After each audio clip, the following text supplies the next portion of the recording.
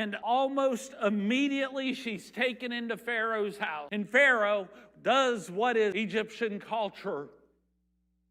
He buys her off with sheep and oxen and male donkeys and male servants and female donkeys and camels. Abram becomes rich because of Sarai, not God, period. It's about that time that plagues start happening in Pharaoh's house. Shouldn't surprise us. God always gives us an opportunity to come clean, to get right, to ask for forgiveness. Yeah, I'm sure they started small and annoying, like the gnats and mosquitoes in the summertime. They're not real dangerous. They just kind of bother you enough to know that they're there. And if that doesn't fully get our attention, God usually increases the annoyance. And 17 says, and great plagues came upon Pharaoh's house because of Sarai. And amazingly, Pharaoh understands it. And he calls Abram, what have you done to me? Look at all of this.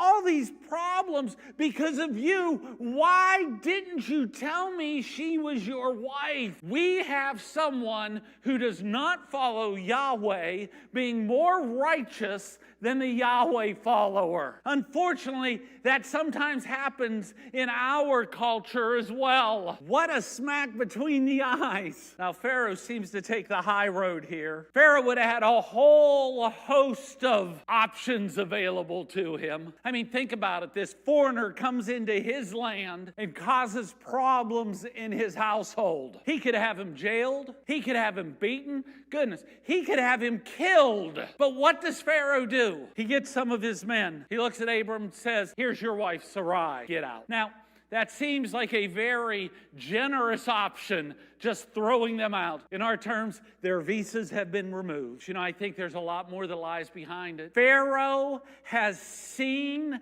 the power behind Abram. He has seen the way Abram's God responds to wickedness. He knows Abram's God is powerful. And if his God is willing to bring plagues for just taking his wife, what would happen if Pharaoh took Abram's life?